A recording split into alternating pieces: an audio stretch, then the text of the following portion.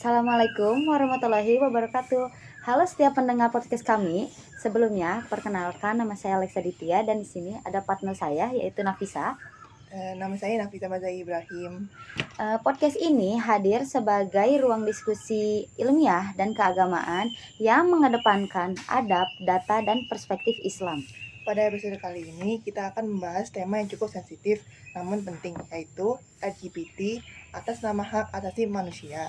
Topik ini sering menimbulkan perdebatan antara nilai agama dan prinsip HAM modern. Nah, sebelum membahas topik LGBT ini, kami sudah mengundang dua narasumber yang latar belakangnya yang super duper berbeda. Namun mereka itu saling melengkapi loh. Kira-kira siapa ya? Yang pertama, Ashwa akan menjelaskan pandangan Islam terkait LGBT. Dan yang kedua, Aisyah yang akan menjelaskan konsep HAM dalam konteks modern. Perkenalkan, nama saya Nashwa. Halo semuanya, perkenalkan nama saya Alicia. Nah, pertanyaan pertama buat Nashwa. Nah, menurut Nashwa bagaimana sih pandangan Islam untuk fenomena LGBT ini? Oke. Menurut Islam, orientasi seksual dan perilaku seksual diatur dengan jelas dalam Al-Quran, khususnya dalam surat Al-A'raf ayat 80 hingga 81 yang berbunyi Walutan iz qala liqaumihi ata'tuna al-fahishata ma sabakum biha min ahadim minal alamin innakum lata'tunar rijala syahwatam min dunin nisa bal antum qaumum musyrifun. Nah, ini tuh menceritakan kaum Nabi Lut ini yang melakukan hubungan sesama jenis dan perbuatan tersebut dinyatakan sebagai perbuatan menyimpang. Namun perlu ditegaskan, dalam Islam membedakan antara manusia dan perbuatannya. Islam melarang perbuatannya, tetapi tetap memerintahkan untuk memperlakukan manusia dengan adab, tidak dengan kekerasan atau kebencian. Nah, menurut kamu Alicia, bagaimana HAM memandang isu LGBT? Nah, kalau menurut saya sendiri ya, dalam konsep HAM modern, setiap manusia itu memiliki hak dasar seperti hak hidup, keamanan, dan juga bebas dari diskriminasi.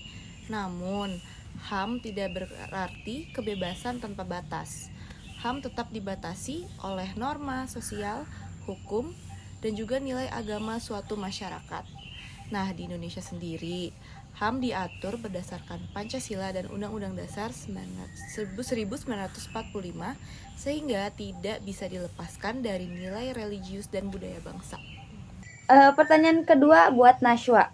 Ada anggapan bahwa menolak LGBT berarti tidak manusiawi. Bagaimana Islam menjawab tudingan tersebut? Islam sangat menjunjung nilai kemanusiaan. Namun, kemanusiaan dalam Islam tidak berarti membenarkan semua perilaku. Justru Islam memandang manusia harus dijaga dari perilaku yang merusak fitrah, akhlak, dan tatanan sosial. Menjaga moral adalah bagian dari menjaga kemanusiaan itu sendiri. Selanjutnya pertanyaan untuk Alesya ya. Apakah HAM atau hak asasi manusia bersikap mutlak dan bebas tanpa batas? Nah, tidak sama sekali nih, karena HAM juga memiliki namanya batas.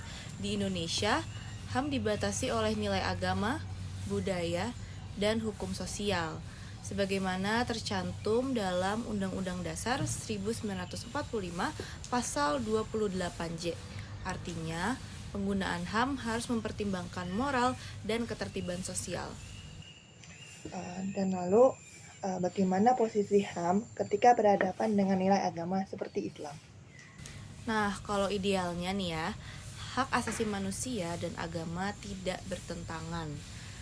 Hak asasi manusia berfungsi melindungi martabat manusia, sementara agama memberi arah moral.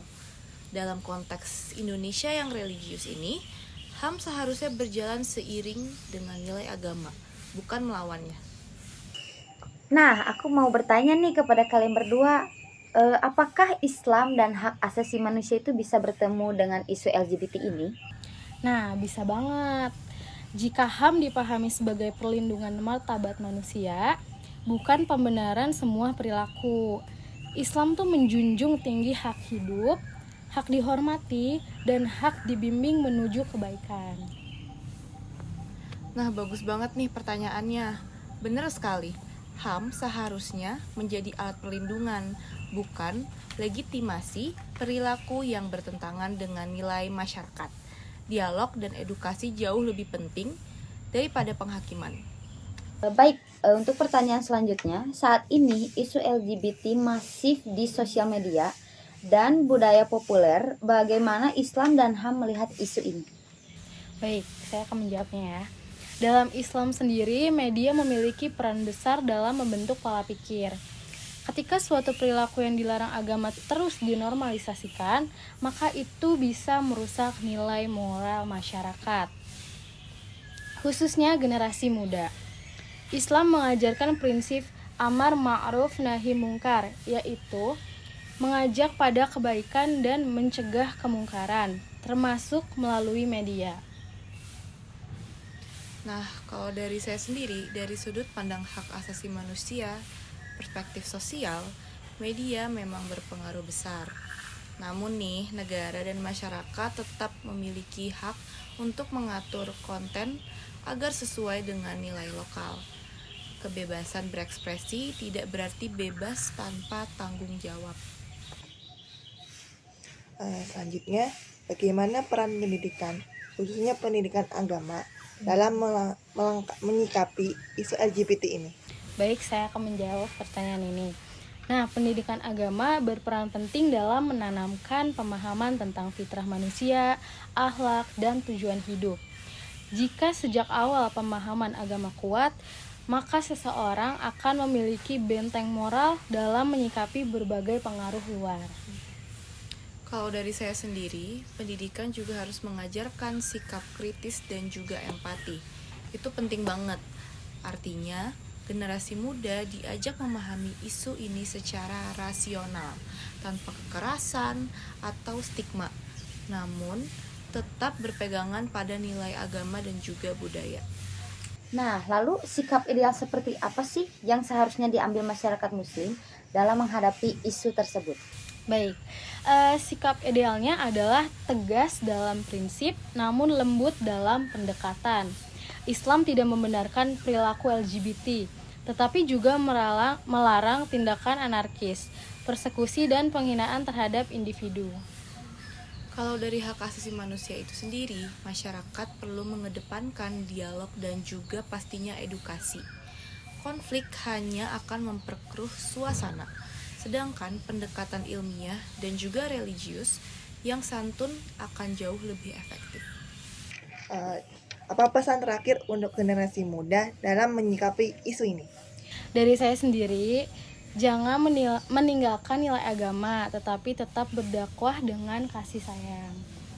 Kalau untuk dari saya sendiri, pesan terakhir untuk generasi muda dalam menyikapi isu ini, jangan mudah terprovokasi.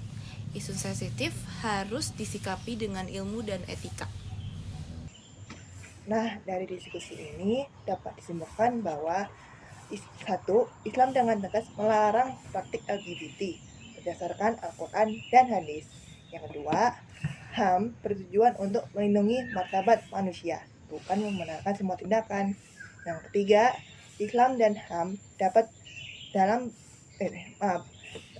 nomor 3 adalah Islam dan HAM dapat bertemu dalam prinsip menolak kekerasan, diskriminasi, dan kebencian, namun tetap menjaga nilai moral.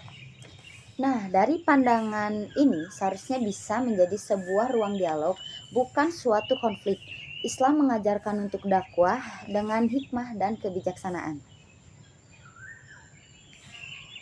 Semoga podcast ini menambah wawasan dan membuka cara pandang kita untuk menyikapi sensitif secara dewasa dan beradab. Wassalamualaikum warahmatullahi wabarakatuh. Dadah!